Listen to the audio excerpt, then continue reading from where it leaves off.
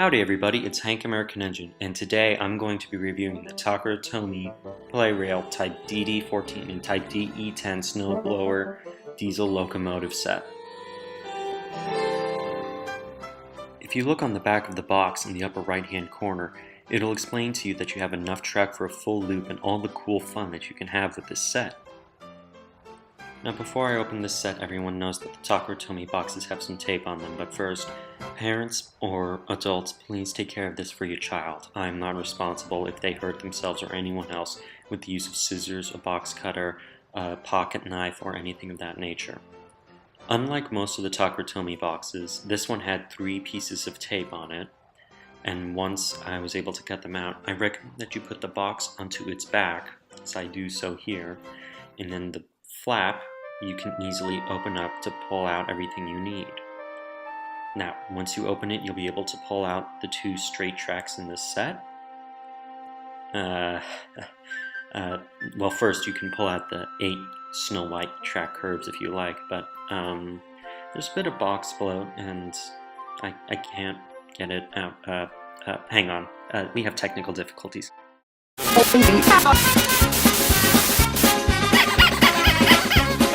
I just don't know what went wrong.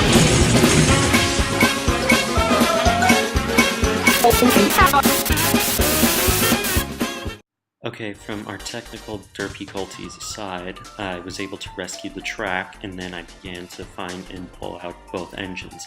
The first one I was able to rescue is the DE10 locomotive, followed shortly by the DD14.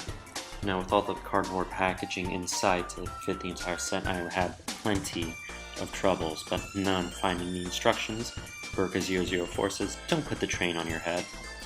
But shortly thereafter, I was finally able to find and rescue the Snowplow, followed by all the accessories to finish making the entire set. The first engine to be unbagged is going to be the dummy DE10 diesel locomotive unit, and of course you got that little piece of tape that will keep it snug in the baggie.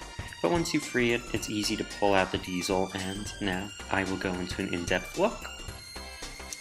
The DE10 locomotive has 4 stickers giving it its registration numbers.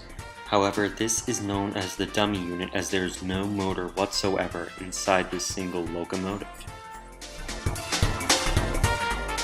It is a Kobo wheel arrangement. Sound familiar to a Thomas character? Regardless of the fact that it is a dead dummy unit diesel, I actually like it very much, and it's very, very unique. It also says DE1700. I'm going to move on to the last locomotive now, and that's going to be the DD14 locomotive. I did have a little trouble with the tape, so I pulled out my pocket knife to help cut it out. Parents, please do that for your child. Regardless, it is a Bo diesel locomotive, and it is only used primarily for rail yard work and for snow clearing. Well, now that I've gotten it out of the bag, okay, now it's out of the bag, I'm going to show you how to install the C-size battery that you're going to need to run this locomotive. What you're going to need is a Phillips screwdriver, because guess what? It's a Phillips crosshead screwdriver.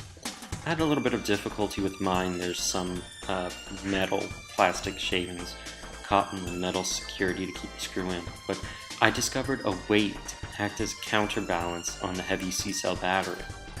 Once you put it in, it's a snug fit, and it reminds me of the Iron Twins, Diesel, and all them. Now, it's a bit tricky to get on and off, but once you get the hang of it, you get the hang of it, and it actually looks smart running about the layout.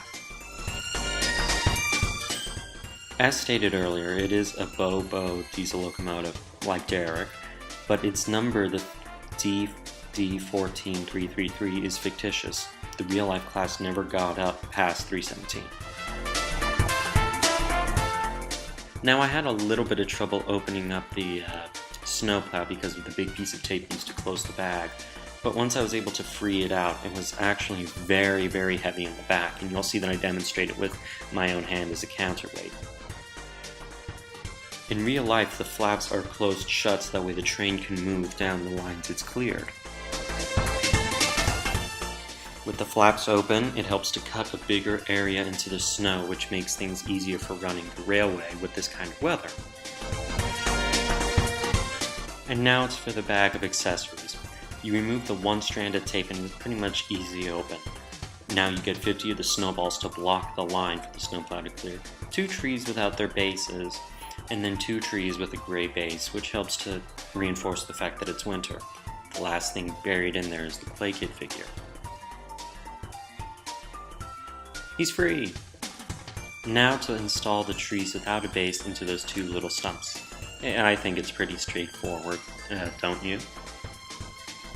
Ta-da! A first for me in seeing this is that snow mound actually lifts up so you can store up to 30 of the white snowballs without a problem.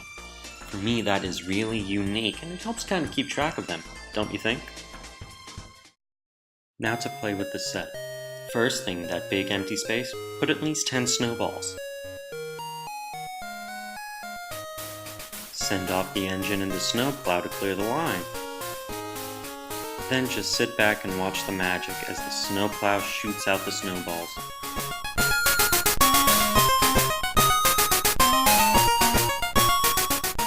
Also, if you don't want to add in the DE10 locomotive, just leave it without it.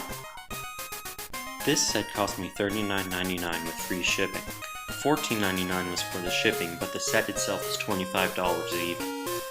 Now, as YouTube user UC Weapon put on someone else's quickie 3-minute 10-second some odd video, this set is A's.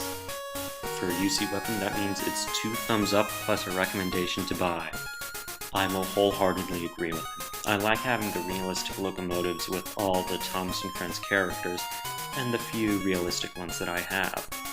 With that being said, I dedicate this review to UC Weapon, and I hope that he too can pick up one of these cool and really fun sets. Regardless, thank you for sticking around and watching my video.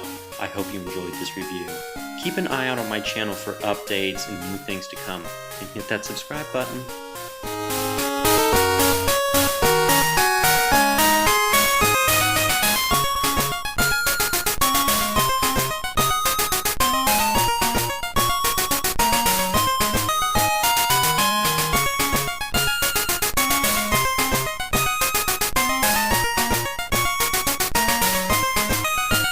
Yep.